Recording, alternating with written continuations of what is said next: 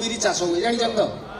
ତାଙ୍କର ମୁଗ ବିରି ଗୁଡା ବାହାର କରିସାରିଲା ପରେ ସେ ଚୋପା ଗୁଡାକୁ ରଖନ୍ତି ସେଟାକୁ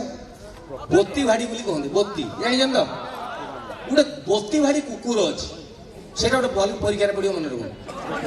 ଯେ ଯୋଉ ମୁଗ ବିରିର ଚୋପାଟା ବାହାରିଗଲା ପରେ ତାକୁ ଢିଙ୍କି ଶାଳରେ ରଖାଯାଏ ଶୀତ ଦିନ ରାତିରେ ଗରମ ଲାଗିବ ବୋଲି କୁକୁର ଆସିକି ତା ଉପରେ ଶୁଏ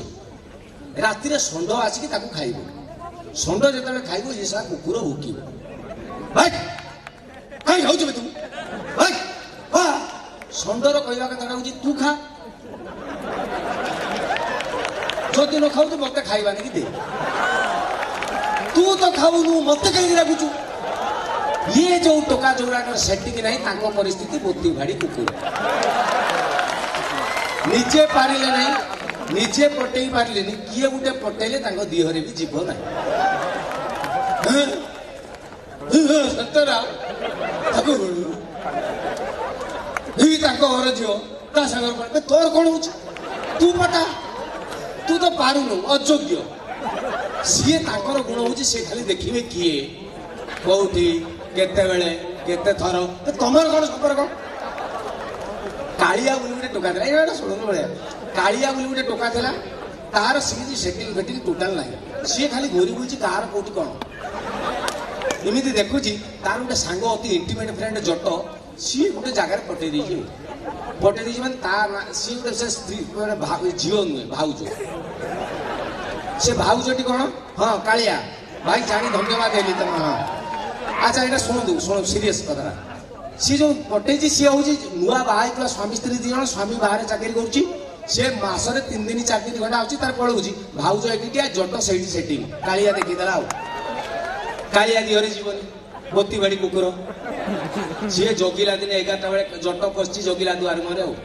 କାଳିଆ ବାହାରିଛି 2ଟା ବେଳେ କାଳିଆ ଜଗିଛି ଜଟ ବାହାରିଛି କାଳିଆ ଧରିଦେଲା ଏଇ ତୁ କାହିଁ ତାଙ୍କ ଘରୁ ଯାଇଥିଲୁ ସେ କହିଲା ଭାଉଜ ଟିକେ କଣ ଯାଇଥିଲି କଣ ସେଇଟା କଣ କଥା ନା ସେ ଭାଉଜ କହିଥିଲେ ଆଳୁ କାହିଁ ସିଏ କଣ ଦୋକାନ ଜାଣିନି ଏଇ ଦୋକାନ ଜାଣିନି ସେ ଭାଉଜ ଜାଣିନି ଜାଣିପାରିବନି ତୁ କିଏ ବେ ମୁଁ ଜାଣିଛି ତୁ ରେଗୁଲାର ଆସୁଛୁ ତା ସ୍ୱାମୀ ଆସିଲେ କହିବି ସହ ତାଙ୍କ ସଂସାରରେ ନିଆଁ ଲଗେଇଦେବି ଜଟ କହିଲା ଏମିତି କଣ ହଉଛି ଚିହ୍ନୁ ତୁ ନିଆଁ ଲଗେଇଦେବି ଗାଁ ଯାକ ଜଟ କହିଲେ ତ ଗୋଡ ତଳେ ପଡୁଛୁ ମଦ ପିଇବୁ ଦେବି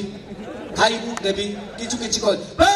ମୁଁ କଣ ମଦୁଆ ମତେ ମଦ ଦବୁ ମାଂସ ନା ଜଟ କହିଲେ କଣ ହେଇଛି କଣ କଲେ ତୁ ବୁଝିବୁ କହ ମୋ ଭାଇ ପରେ ମତେ କହ କାଳିଆ ମୁଁ ବି ଯିବି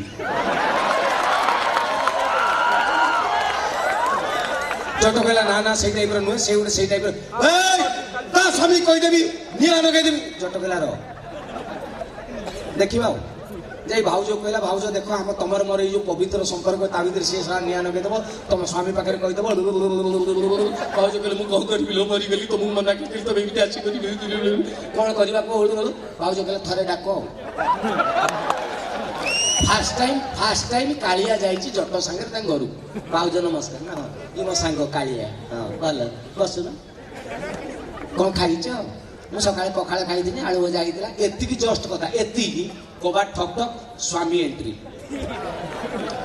ହେଲେ କବାଟ ଖୋଲରେ ମୁଁ ପଳେଇ ଆଇଲି ଆଜି ହଠାତ୍ ଛୁଟି ପଡେ ଭାଉଜ କହିଲେ ମରିଗଲି ମୁଁ କଣ କରିବି ରେ ଜଟ ତମେ ତ ରେଗୁଲାର ଖଟ ତଳକୁ ପଳାଅ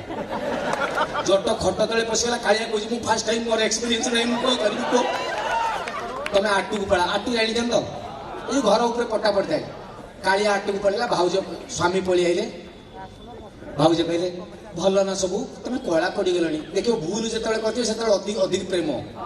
ହଁ କଳା ପଡିଗଲଣି କିଛି ଖାଉନ ବୋଧେ ତମେ ଭାଇ କହିଲେ ଟିକେ ଫ୍ୟାନ୍ ଟା ଚଲେଇଲ ଭାଉଜ ଫ୍ୟାନ୍ ଟା ଦେଲେ ଫ୍ୟାନ୍ ଭାଇ କହିଲେ ଇଏ କି ଫ୍ୟାନ୍ କେତେ ଗରମ ଲାଗୁଛି ଭାଉଜ କହିଲେ ଗୋଟେ ଫ୍ୟାନ୍ ସିନା ତମେ ଆଣିଲେ ହୁଅନ୍ତା ନା ଏସି ଗୋଟେ ନଗଉନ ସବୁବେଳେ ଗରମରେ ତ ମୁଁ ସିଝୁଛି ନା ଭାଇ କହିଲେ ଦେଖୁ ତ କମ୍ପାନୀ ଚାକିରି କରିଛି 7,000 ଟଙ୍କା ଦରମା ଘର ଭଡ଼ା 3,000 ପଳଉଛି ଖାଇବା ପିଇବା ଯାଇକି ଆଉ କୋଉଠୁ ପଇସା ଆସିବ ମୁଁ କୋଉଠୁ ଫ୍ୟାନ୍ ଆଣିବି ଏସି ଆଣିବି ସେ ଉପର ବାଲା ଯଦି ଚାହିଁବେ ଦେବେ ଉପରେ କିଏ ବସିଛି କାଳିଆ ସିଏ ଚମିକେଲା କହିଲା ମୁଁ କାହିଁକି ଦେବି ଉପର ବାଲା ମାନେ ସେ ଭାବିଲା ଭାଇ ଜାଣିବୁ କିଛି କହିଲା ମୁଁ କାହିଁକି ଦେବି ପୁଣି 2 ମିନିଟ୍ ଯାଇନି ଭାଇ କହିଲେ କଣ ରୋଷେଇ କରୁଛ ଆଣ ଭାଉଜ କହିଲେ ତମେ ତ ଦେଖୁଛ ମନ ଇଚ୍ଛା ପଳେଇ ଆସୁଛ କହିକି ଆସିଛ ତମେ ଆରେ ତମେ ମତେ ଆଗରୁ କହିଥାନ୍ତ ଭଲ ଫ୍ରିଜଟେ ଥାନ୍ତା ମୁଁ ରାତିରେ ରୋଷେଇ କରି ରଖିଦିଅନ୍ତି ମୁଁ ଏକଟିଆ ଲୋକ କେତେ କଣ କରିବି ଫ୍ରିଜ ଆଣୁନ ସ୍ୱାମୀ କହିଲା ଦେଖୁଛୁ ତ 7,000 ଟଙ୍କା ଦରମା ସେ ଉପର ବାଲା ଯଦି ଚାହିଁବେ। କାଳିଆ ପୁଣି ଚମିକିଲା କହିଲା ମୁଁ ପୁଣି କାହିଁକି ଦେବି ମାନେ ଫ୍ୟାନ୍ ଦେବି ମୁଁ ଫ୍ରିଜ ଦେବି ମୁଁ ଫାର୍ଷ୍ଟ ଟାଇମ୍ ଆସିଛି।